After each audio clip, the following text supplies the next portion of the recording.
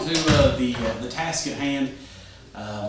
Magically, I'm joined by the man, the beard, the legend once again, Shane Barton with University of Kentucky Community and Economic Development Initiative of Kentucky, CEDIK, in the UK college. It's not even that College of Agriculture anymore. It's the College of Agriculture, Food, and the Environment. Cafe. Yeah, very nice, very nice. Well, you gotta love a good acronym. You gotta love a good acronym. Because we're talking about BRE. Yeah, that's exactly right. This actually kind of came together more quickly than we anticipated.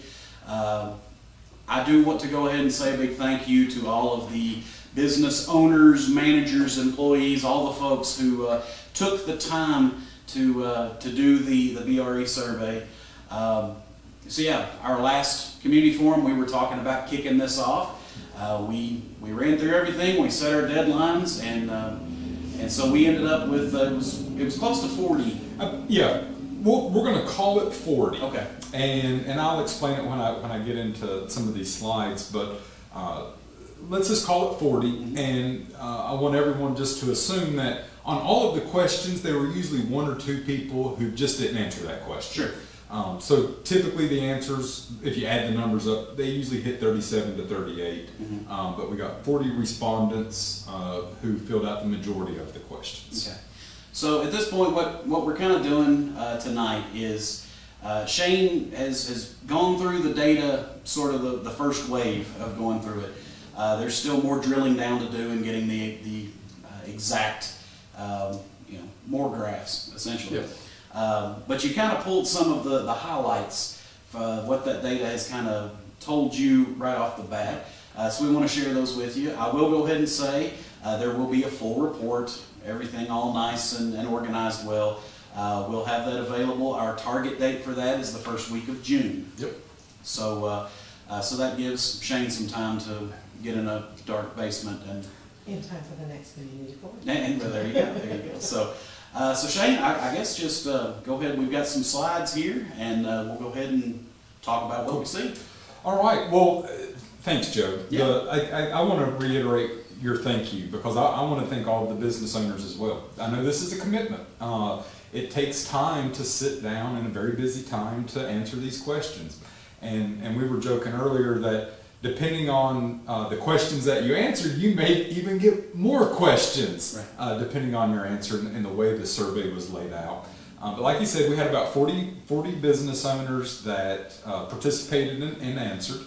And I do want to echo sort of your caution that this is just the first analysis. This is a very preliminary analysis that we're able to start telling sort of the high level story, starting to pull out some details, but that report will most certainly sort of jump in, sort of looking at multiple variables compared to each other. Right now it's like you said, it's a lot of graphs trying to tell that really general story of where we are.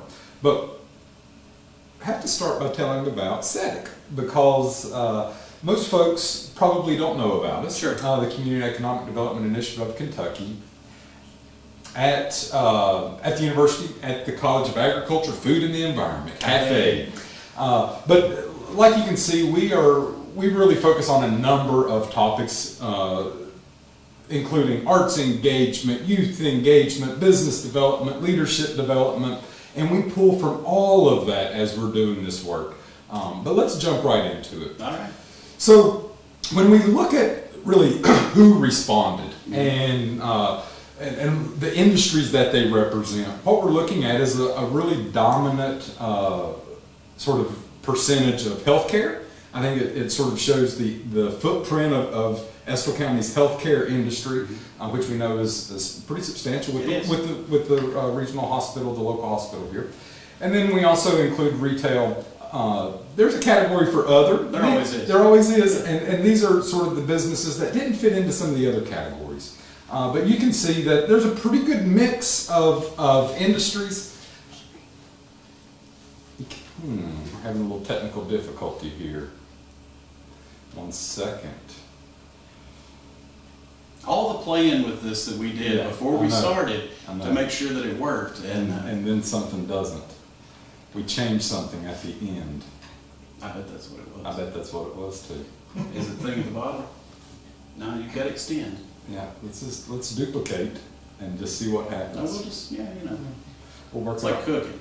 Yeah, you just Let's have to just work put a little bacon grease in there, see what it. happens. We'll just fix it on the fly. And we All fixed it right. on the fly. Excellent. I gotta give it up to Ethan with WSKV. There you go, bringing it on home. Thank you. Bullseye. There we go. So now that we can see this slide, sorry about my technical gaffe there, but really sort of top heavy with healthcare, and you can see we have a pretty good mix there. Right. Okay. But let's think about who these respondents are in terms of their workforce. Right.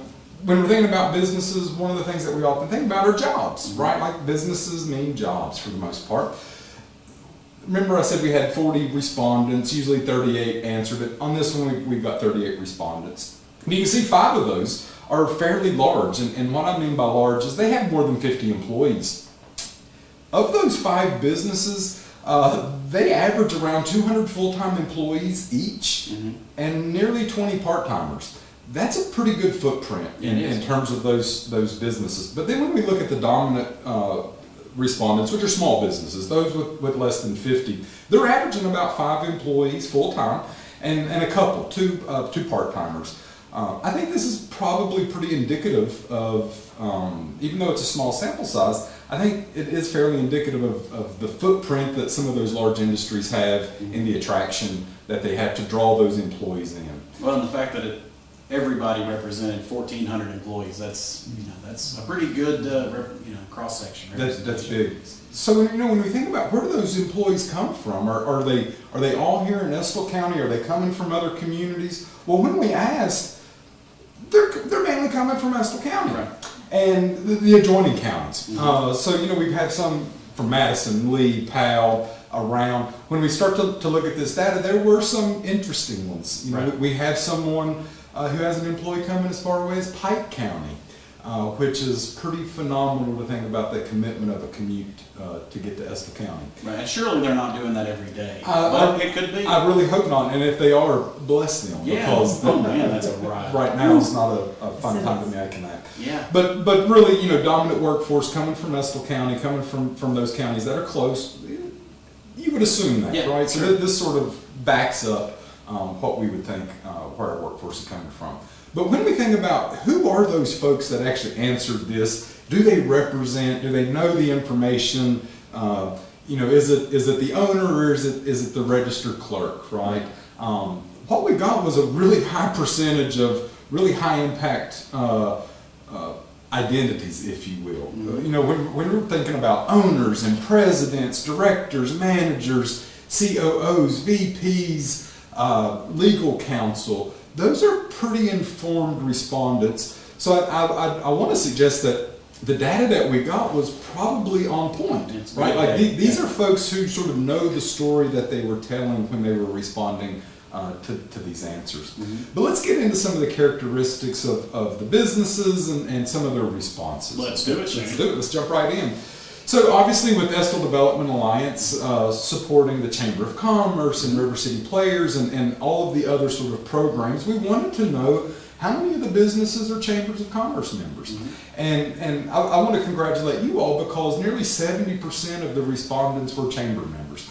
And I think what that tells me is that either through their connection with the organization or whether their connection to the community, that they're committed, that they understood the impact of telling their story and sharing their opinions, and that through those connections with the network and the organization and the capacity that's there, I think that says a lot about your all's own chamber and the way that it responded and answered these questions. So kudos to the chamber. Kudos. Yeah, it's awesome. Okay. Here is a really surprising data point to me because, let's be real, we're emerging from a pandemic. It feels like, at least for me, that the last 2 years have been a roller coaster ride. We've gone through series of shutdowns, we've gone through other sorts of mandates and changes in policies, struggles with supply chains, major relief efforts, right? All of those things have been happening.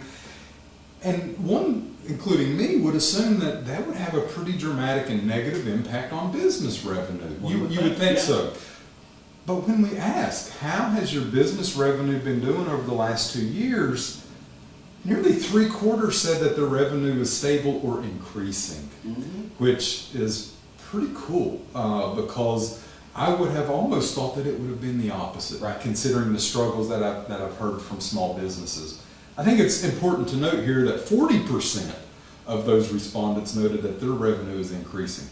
Well, and that bodes well for, looking at in the near future. That's right. Hopefully we're going to see growth. That's what we're hoping, right? Some sort of growth, more investments, expansion, and there's more to that story. There's more to the expansion story, right? So, we wanted to get a sense of where the business operating, where is their focus or their market, where are they interacting with customers, and most of those that responded here were very market sort of local focused, or the region. And by the region, we did not define region. Sure. So, I think we can make some assumptions here that it's probably includes the county and those adjacent or contiguous counties in terms of that region. We may even want to assume that it's a bigger swath, perhaps, of Eastern Kentucky, Red River Gorge, depending on how folks define their own region. Right. But I think that says something, that there is a commitment here locally for small businesses. One, they responded. So when we think about these local businesses with a local market, I think it's even more impressive that we're seeing stable and increasing revenues, which was the slide before, right? When you think about the long narrative of struggling small towns and struggling main streets, not to say that we're not struggling on Main Street, but I think those numbers do bode well for the potential that we have in the future. There's a lot more hope than maybe we even thought. I think that's a great way to put it. We wanted to know about product marketing trends. Really, how are businesses utilizing the internet? One reason we want to know this is because over the last 2 years with the pandemic, we've seen a substantial shift to utilizing online and the internet, right? Whether we're talking social media, whether we're talking creating Facebook, whether we're creating our own websites, or restaurants who are adapting to curbside or pickup or new delivery options. So a lot of folks started to transition and pivot from a brick and mortar to also include their internet in some form or fashion.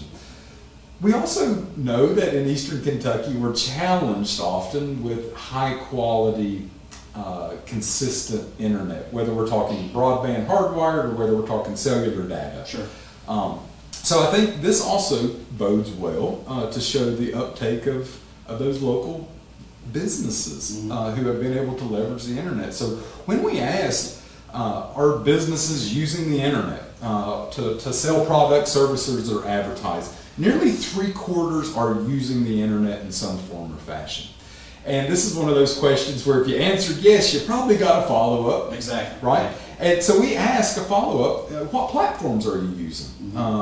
Specifically, they checked a box. And when I went through and looked at that, of those 75% of the respondents that are using the internet, a huge chunk of them, the majority, 60%, are using more than 3 platforms, which means that they often have a Facebook page, which was the most popular. Then they're probably using Google, which was the second most popular. And then a lot of folks have their own website or a partner website that they're using. Right. So I think this shows that businesses have been willing to innovate, that they're investing in that online presence. I don't know, and I can't say if it's connected to the revenue gains. I just don't have. We don't have enough variables to connect there.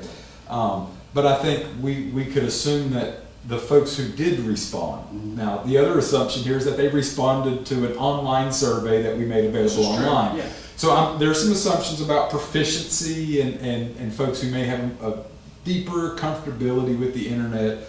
But I think this still tells a good story. Yeah. That a number of folks who are utilizing the internet are using multiple platforms. Which is very cool. And I will say, and we talked about this when you were here before, this is kind of a strange time to be doing a baseline for a study like this, just because we are coming out of the pandemic and the economy's been weird and just everything's weird. But even saying that, we've gotten data that wasn't exactly what we may have expected.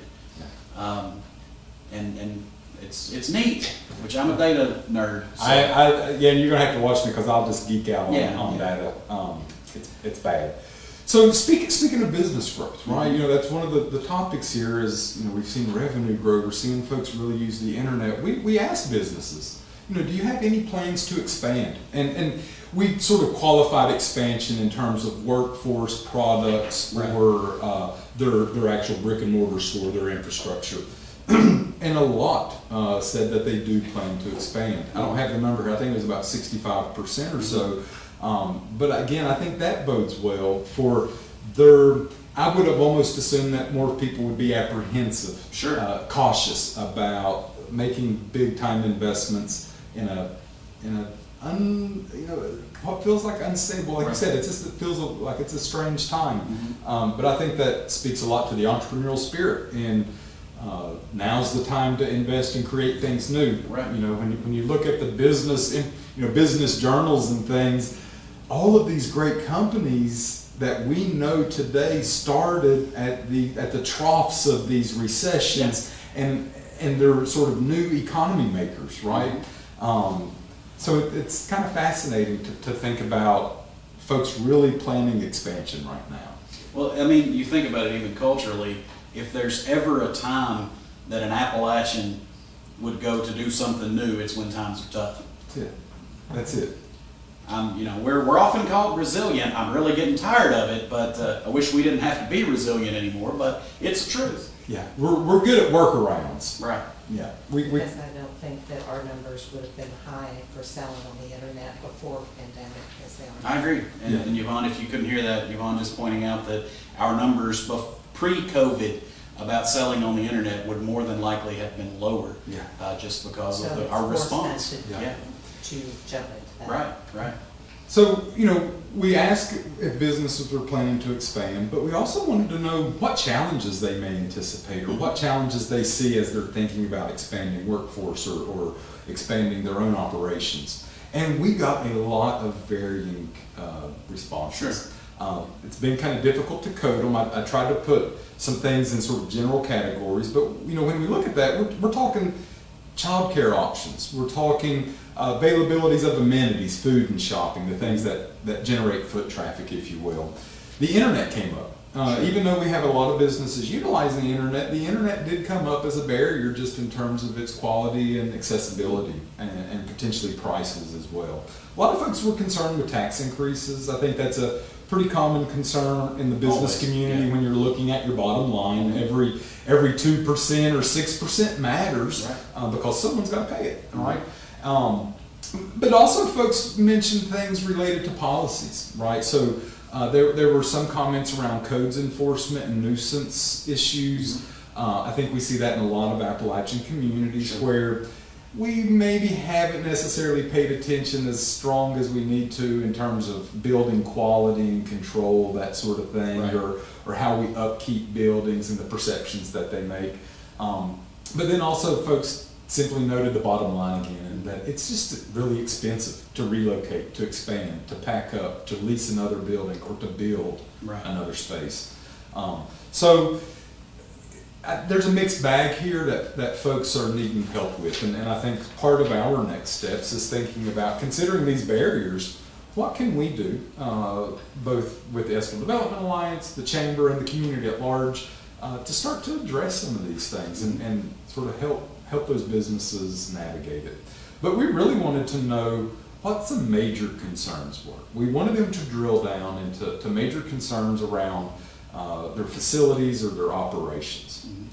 The dominant response, I only have one response on my slide, it was the broadband and internet issue. Yeah. And this includes cellular service. There were a lot of comments around, I have service but not in my store, mm-hmm. or it goes out when I need it the most, or when I'm trying to do a transaction. I think, again, this is indicative to Eastern Kentucky and our infrastructure, with a few counties as outliers who have really impressive investments in broadband. But I think this is a story that we could have probably predicted. Mm-hmm.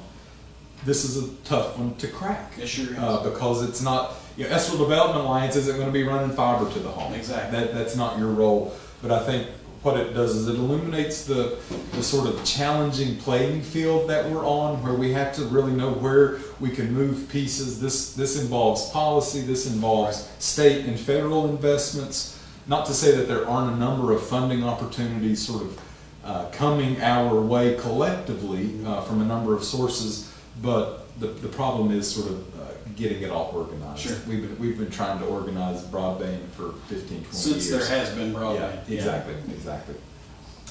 But one of the other concerns that we know is sort of the workforce. We've heard stories around the Great Resignation, right?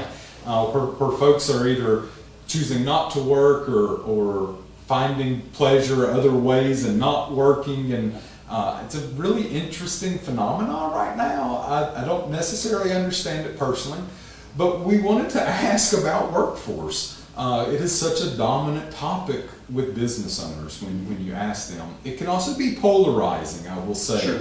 I think it can illuminate some divisions in our society between sort of the worker and the owner and some of those things that play out occasionally. But when we ask business owners about their workforce needs, the majority are stable. A slight minority of the majority, like 45% or so, are stable, and the majority are growing. They have a demand. They need a workforce. They're trying to hire people.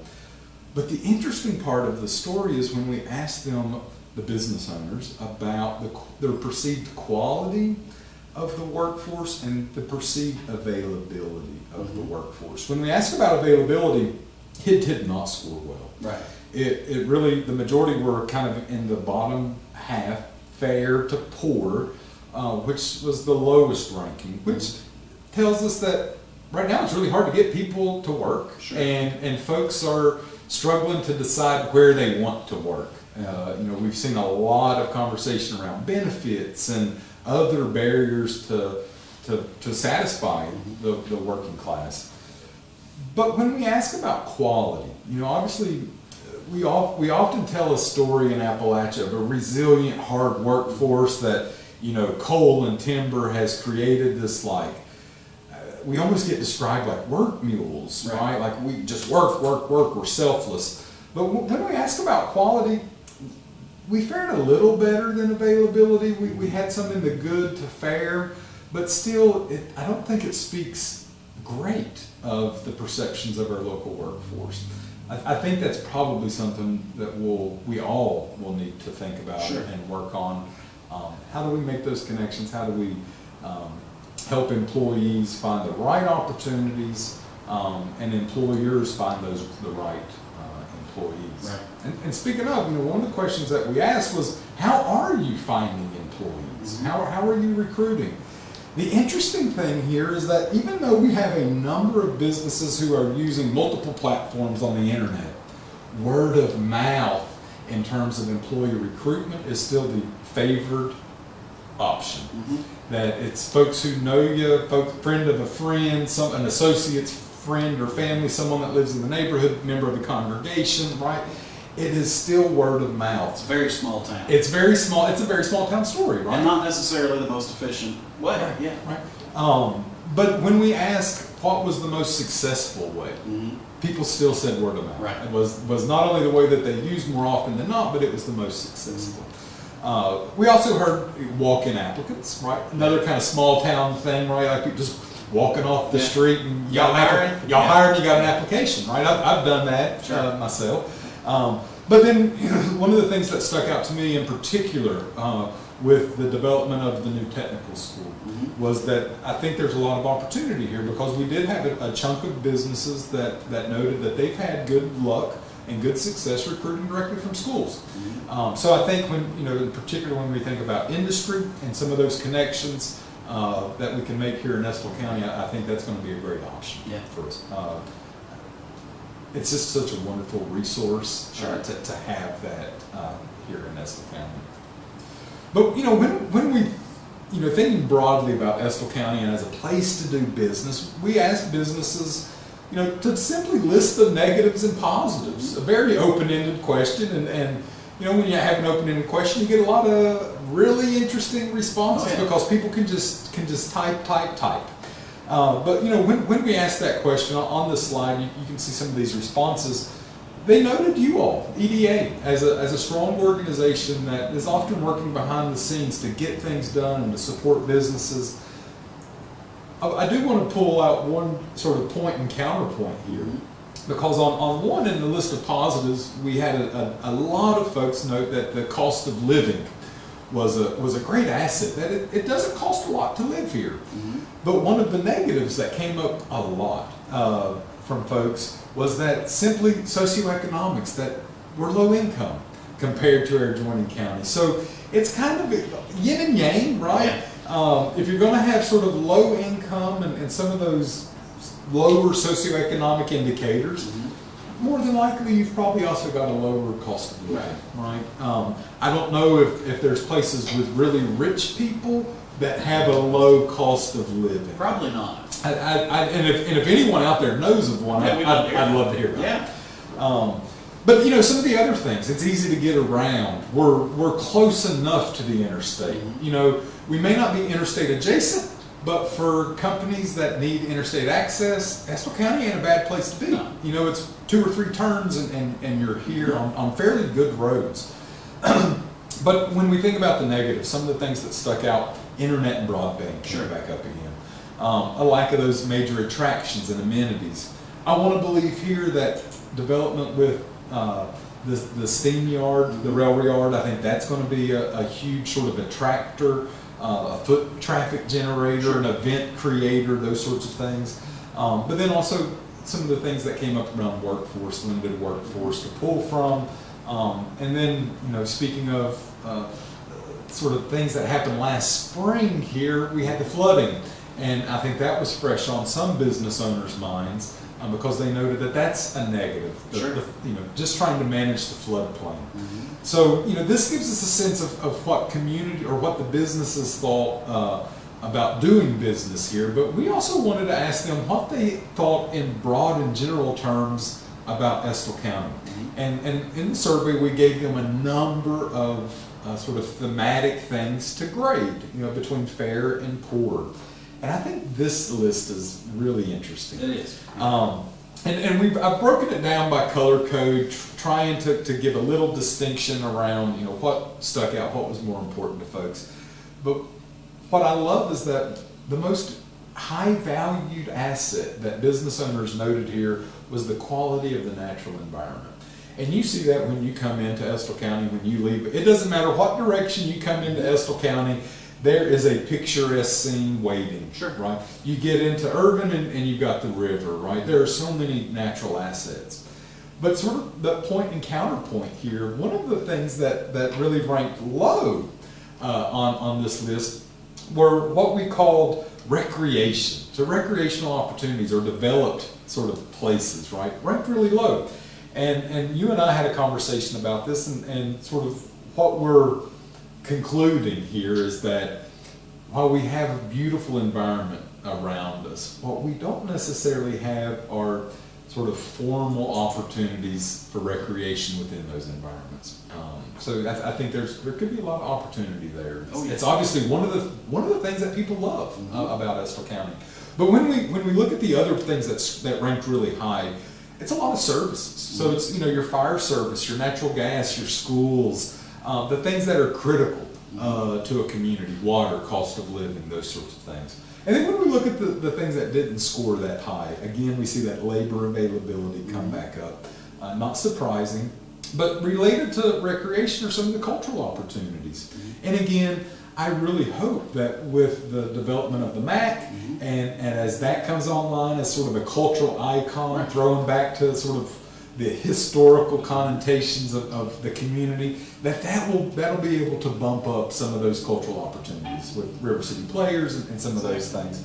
But in all rural small towns, zoning is often comes up as a negative. Like there's a sense of control, right? You can't tell me what to do, Right. that sort of thing. But, there's a number of categories on here that ranked in the middle ground, that folks didn't really have a strong opinion one way or the other, but they felt them adequate.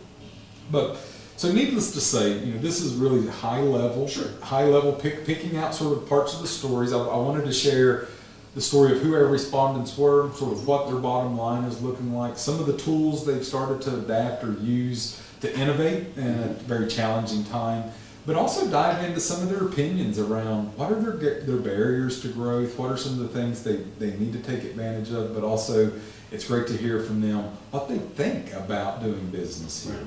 Now, as we move forward, like you said, we're gonna take it'll take me about a month to 6 weeks really to get the report and to dive into the data a little more. There's a number of other questions that were open-ended that we didn't report on or share tonight that I'm gonna hold off for the final report and final forum.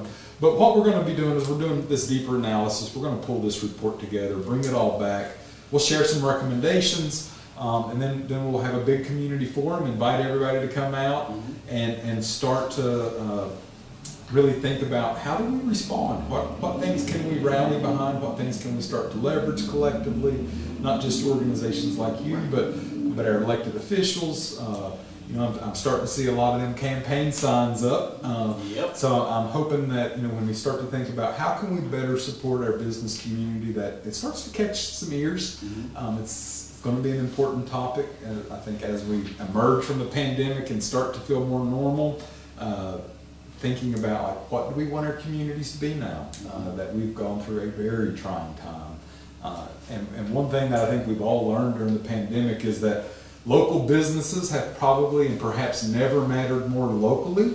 Right. I have seen more support local, support your local restaurants, those sorts of sentiments, because we were on the precipice of losing a lot of them, and in fact did lose businesses. But I think the story that we can tell with this BRE is at least for Estill County, is going to be one of resilience. We'll use that word again, but also I think excitement when we see folks that were really interested in growth.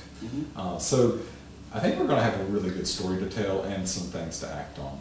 Well, and it is exciting, which I've gotten to go just slightly deeper into the data than what was presented tonight, but not a whole lot, because you haven't even gotten completely into it. But it is exciting. It's hopeful, especially when you're seeing some of these responses about what's good and what's bad, and we have things either in process or on the in planning, whatever, that are coming that are going to address those things exactly. Now it won't be the total answer, but it's really encouraging to me that whether it's us or other folks are working on these areas to try to improve what's bad and to maintain what's already good. So that's good. It's good stuff. It's not exactly what we expected to hear, but it's great. It's positive. It's positive. And I just want to commend you all and all of the partners who committed to this. This is a process. It is. You all worked, you set deadlines, you came up with questions, we went through business lists. We harassed people. I'm sure, and I harassed you all. But it takes why the chamber numbers were so high. We got their numbers. It very well could be. But I think, the other thing I want to commend all of you all for is what you just said, that we didn't have this story, we didn't have this data. When you all saw the reasons to make some of those decisions and to pull some of those assets together, whether we're talking about the big projects at the MAC, the rail yard, and the school, those are very different investments and projects, and all three of them I think are going to be perfectly leveraged in the future to move some of these concerns that business owners have. Like you said, the dominoes are set up. We just need to start flipping them down. Well, you got to flip them with dollars is the thing. That's it. We'll work on that too. That's it. Well, and thank you. You have been that. You've been that aggravating guy with a pointy stick, just kind of poking us, making sure that we keep going in the direction we need to. Hey Joe, it's Monday morning.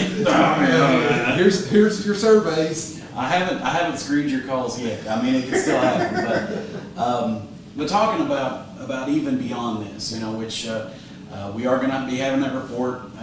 We'll be talking about it more. We'll make sure that everybody has access to all this information. But this isn't a one-off. This isn't a, hey, we've done this, great, pat ourselves on the back, now put it on a shelf, because what good is that? We've all seen those before. I've seen a lot of them, and that doesn't do any good. It doesn't take us where we need to be. So the plan is with this to actually, you know, we'll have to figure it out, but revisit this exact process, you know, probably every couple of years. So that way we can see what progress we've made or where maybe we've fallen off a little bit. Now it's gonna be inherently a little bit different just because you're not always gonna have the exact same people answering, but hopefully we'll have even more. And it can be an even better representation of our business community. But this is just one part of our community. We do have, I guess you'd say we're in the final stages of bringing together a youth survey where it'll be web-based. We are a one-to-one district. All of our students have Chromebooks, which makes this really easy. We have a web-based survey, again, completely anonymous. We're not violating anybody's privacy or anything like that. We just want to know what the kids think about what it's like to live and go to school here in Estill County. So we're going to be asking all middle school and high school students to do this. Mr. Yost and Mr. Burkhart are 100% on board. So we'll have a big chunk of data that this time I get to go through. Shane's got 40. I'm going to have, I don't even know how many hundred of these surveys to try to bring together. It's not nearly as big of a survey as the BRE, but and then do the same thing. You know, you come back every couple of years, you're losing some of the kids, you're bringing some new kids in, and then keep testing. You know, where are we improving? Where do we need to put more emphasis? And then hopefully we've actually got some funding requests out to actually reach out to the whole community, do an every mailbox style survey. We can't mail everybody a survey, postage is high, but we're going to invite everybody through the mail as well as, you know, all the media at our disposal to get the sense of the general public. Hopefully we can bring the money in to figure that out. But same idea, you know, let's set those benchmarks and then we're able to revisit them. That gives us a story that we're able to take to our elected officials, locally, state, and federal, to say, this is what our community needs.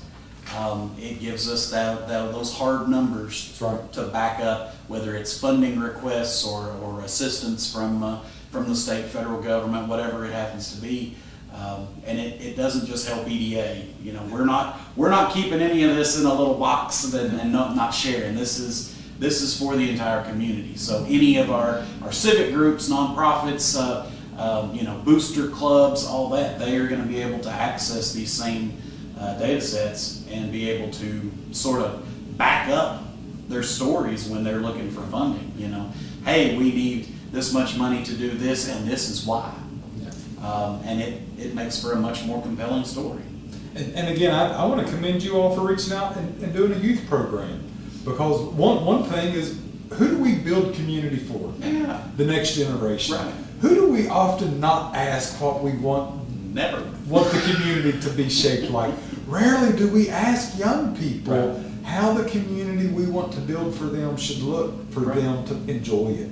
And communities that have done that have had great success with young folks coming back or staying and creating and being invested, because you can't create a future if you're not invited to participate in it. And those are some of the questions exactly that we're asking is, you know, and I even framed one when adults at Estill County get together to talk about, how was it I said, what the kids need. You know, we need something for the young people. That's what's always said, but we never stop to, you know, ask the young people, well, what is it that you want? What do you need? What would you use? We just kind of try to guess, and then it's like, oh, well, that's expensive. We can't do that. Well, And it's not fussing. It's just that's the way it is. and a lot of times the responses are kind of generational. Sure. Right? It's What I wanted as a what I 10-year-old is completely which different. was than that. you know, if you ask me what a kid needs, and Lord don't ask me because I don't want to speak for young people, but it's going to be the things that I loved in my childhood. Yeah. I want a bowling alley. I want a movie theater, Yep. right? Skating rink. I want a skating rink. Yeah. And we've had those conversations dozens of I times. want an arcade. Yeah. I want a drive-in movie theater. I don't know if young high school students have an affinity for them in the same way that people who were maybe twice their age Exactly. do because of the memories we have. Oh, I fully expect, again, I'm not going to try to skew anything, but I don't think there's a bunch of high school kids watching this on Facebook. You know, it could be something like we want a parking lot with free Wi-Fi. You know, I mean, that wouldn't shock me at all. No, it wouldn't You know, either. but it's completely, that ain't nothing. You know, that's just a parking lot. Well, yeah, but we can hang out there and, you know, we don't know. Yeah. But I'd say those answers are going to be all across the board, and I can't wait to deep dive into those. That's going to be fun. It's going to be exhausting, but fantastic. Yeah. But so yeah, those are kind of the things that are coming up next. We're almost out of time. Ethan hadn't waved anything at me or anything yet. But yeah, it's. I want to say again how much I appreciate all the work that you're doing, and even when we're getting into talking about the youth survey, working with Mercedes Fraser, who's also in your camp on actually having a formal youth program at the high school in the fall. Hopefully we can pull all that together and we don't get postponed again. Yeah, and then also looking forward to with the R3, that's where all this kind of came from. And tell me the 3 R's. It is redevelop, revitalize, and reinvest. Reinvest, okay. Yeah. That's where we kind of started with all this. We're going to be looking at doing a first impressions Yes. follow-up program coming up outside of R3, but also connected. We're looking at a lot of downtown stuff where we can get more people involved who want to be involved. Back in November, we kind of kicked off the beginning of SHADE, supporting heritage arts and development in Estill, and so we're already looking on about what's next with that. We haven't really gotten rolling yet. We were kind of waiting for the ground to thaw, so it's about that time to bring everybody together. We don't have a ton of money, but we've got some, and it doesn't take a whole lot to really make a difference. So. And speaking of R3, in addition to BRE and the youth stuff and first impressions, you're going to get a report and sort of an executive summary probably for each of those.